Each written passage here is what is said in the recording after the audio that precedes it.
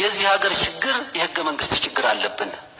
መታየት አለበት በድፍረት አሁን ብናሽ ሞነሙነውም ዝም ብለን ብንፈራውም የሚመጣ ስጋት አለን ብለን ብናስብም የሚቀር ነገር አይደለም። በርሶም ዘመን ይሁን ከርሶ ዘመን በኋላ ሌላም ቢመጣም ይሄ ችግር መከሰቱ አይቀርምና ለአንዴና ለመጨረሻ ጊዜ በህገ መንግስታዊ ላይ በሀገራዊ አንድነቱ ላይ ስምምነት ያስፈልጋል። ይሄ በድፍረት መኬድ አለበት። እኔ እንደውም ከእስር ቤት ከወጣን በኋላ ይከበራል ብዬ ያሰብኩትና እንትን ያልኩት ሁለት ነገሮች ነበሩ፣ ሶስት ነገሮች። አንደኛው የህገ መንግስቱ ጉዳይ ይታያል የሚል እምነት ነበረኝ። ሁለተኛው የጸረ ሽብር ህጉ እሱ ያ ጸረ ሽብር ህግ ብዙ ዋጋ ያስከፈለን ስለነበረ በሐሰት ያለ ማስረጃ የሚጠሉትን ሰዎች ብቻ እየተፈለጉ ዋጋ የተከፈለበት ሂደት ስለነበረ እሱ ይሰረዛል ወይም ደግሞ ሙሉ በሙሉ ይቀራል የሚል እምነት ነበረን። አንድ ወቅት ላይ የዛሬ ዓመት አካባቢ መሰለኝ ውይይት አድርገንበታል። እንዲቀር ሀሳብ ሰጥተናል። ግን እስካሁን ድረስም ምን ላይ እንደደረሰ አናቅም። ሌላው በሀገራችን ውስጥ ማየት የምፈልገውና እስካሁንም ድረስ ሲሆን ያላየሁት የታገልንለትና አትሊስት እንደው የተሻለ ነገር ይመጣል ብለን ያሰብነው የህግ የበላይነት ነበር። እሱን ሲሆን አላየን። ምክንያቱም ያጠፋ ያልተጠየቀበት እርሶም በፓርላማ ቀርበው እኛ አልነበርንም አሸባሪ ብለው ባሉት መሰረትና ያ ሁሉ አካል ጎድሎ ያን ሁሉ አካል ያጎደሉ ሰዎች በእኔ ላይ ብቻ እንኳን 8 ደህንነቶች አራዳ ፍርድ ቤትና ሰሚት ቦሌ ሰሚት ፍርድ ቤት አራት በሐሰት የመሰከሩብኝ በኋላ በማስረጃ ነፃ ያወጣሁበት አንድ ዳኛ አገኝቼ በኢትዮጵያ ታሪክ ውስጥ በ27 ዓመት በ28 ዓመት አንድ ዳኛ ብቻ አገኝቼ ነፃ ያወጣሁበት። ዛሬ እነዚያ ሰዎች ዛሬም ደህንነቱ ናቸው።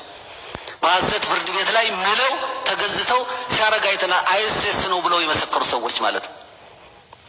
እኔ የምፈልገው በዚች ሀገር ውስጥ የህግ የበላይነት ዳኛ በትክክል ወንበሩ ላይ መርማሪ ፖሊስ በትክክል መርማሪ ፖሊስ ሆኖ ማየት ነው በአገሬ ላይ የምፈልገው። ይሄንን እንድናይ ነው ምኞታችን። ዛሬም በጅምላ የሚደረግ ነገር አለ። ምናልባት ወቅቱ ይሄንን አስገድዶ ሊሆን ይችላል አላቅም። ግን ጥርት ያለ ዳኛ መርማሪ ፖሊስ እንዲኖረን አቃቤ ህግ እንዲኖረን እንፈልጋለን። ፍትህ በሌለበት ሀገር ላይ ዲሞክራሲ፣ ምርጫ፣ ሌላው በሙሉ ለኔ እንጭፍጫፊ ነው። ፍትህ ያስፈልጋታል ኢትዮጵያ። ፍትህ ዜጎች ያስፈልጋቸዋልና ይሄንን በእርሱ አመራር ማየት እንፈልጋለን። አሁን ባለው ሂደትም በአሁን እየታሰሩ ባሉ ሰዎችም ጭምር ፍትህ ያስፈልጋቸዋል። ያጠፋው በትክክል ምንድነው ያጠፋው?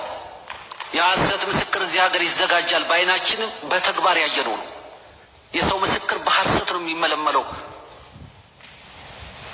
ጠቅላይ ሚኒስትር እኔ በቆምኩበት ፍርድ ቤት ላይ አቃቤ ህግና ፖሊስ ናቸው መስክር ያሉኝ እንጂ እኔ አላቀውም የተባለበት ሀገር ነው ያለው።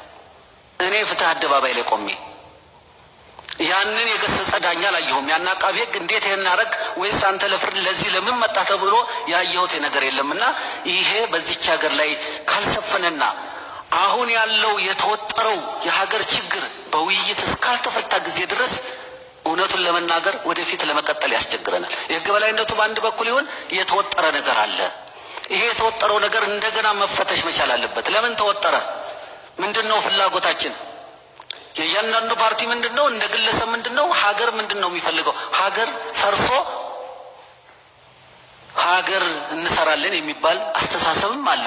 በጣም ያዘንኩበት ሶማሌ ፈርሳ ነበር። ዳግማዊ ሶማሌ መተካት ችለዋል አፍርሰው። የመን እየፈረሰች ነው። የመንን መልሶ መተካት ተችሏል። ሊቢያ እንደዚህ ነው። ይችን መተካት ተችሏል። እየደከመችም ቢሆን እየተንገዳገደችም ቢሆን የኛ ፍላጎት ሁሌም እንደምንለው የኛ ፍላጎት የኛ ምኞት ይቀራል እንጂ ሀገሪቱ ግን እየተንገዳገደችም ቢሆን ወደፊት መሄድ መቻል አለባት።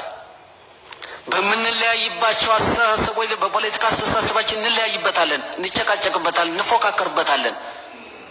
አንድ የሚያረገን የሀገር አንድነት ሲመጣ ደግሞ በጋራ እንቆማለን። ይሄ የማይሆን ጉዳይ ነው። በታሪካችን በታሪክ ጠባሳ ፊት መቆም አንፈልግም። በታሪክ ጠባሳ ዛሬ በታሪክ ጠባሳ ፊት የቆሙ ሰዎች ናቸው። ቀደም ያሉት ነገር አለ። አንዳንዶቹ እኛ የምናውቃቸውን ሰዎች ጠርተን ስናወያይ ሌሎቻችን አዎ ይሄ እኛ እንዳድሎ ነው የምንቆጥረው። አድሎነት የጻፍነው ደብዳቤያችን ላይ አድሎኝነት ይታያል ብለናል። ይሄ መቅረት አለበት። ትላንትና ህገ መንግስት ሲመሰረት የነበሩ ሰዎች ዛሬም እነዚያው ሰዎች ይመጣሉ። ይሄንን መንካት የማይችሉ እንደውም የመንግስት መምረጥ ያለበት የሚተቸውን ትክክል አይደለም ብሎ አቅጣጫ የሚያሳዩ ጉድፉን የሚነክስለት እንጂ የሚያሞግሰውማ ትላንትና የሚያሞግሰው መዓት ነበር። ምን ይላል ያገሬ ሰው?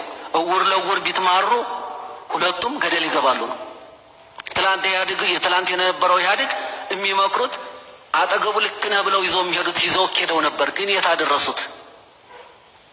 ይሄ መስተካከል እንዳለበትና አድሎኝነት ስላለ ነው አሁን ይሄ ጽንፍ የወጣው ይመስለኛል። እኔ ተሳስቼ ሊሆን ይችላል። አድሎኝነት አለ ብዬ አስባለሁ።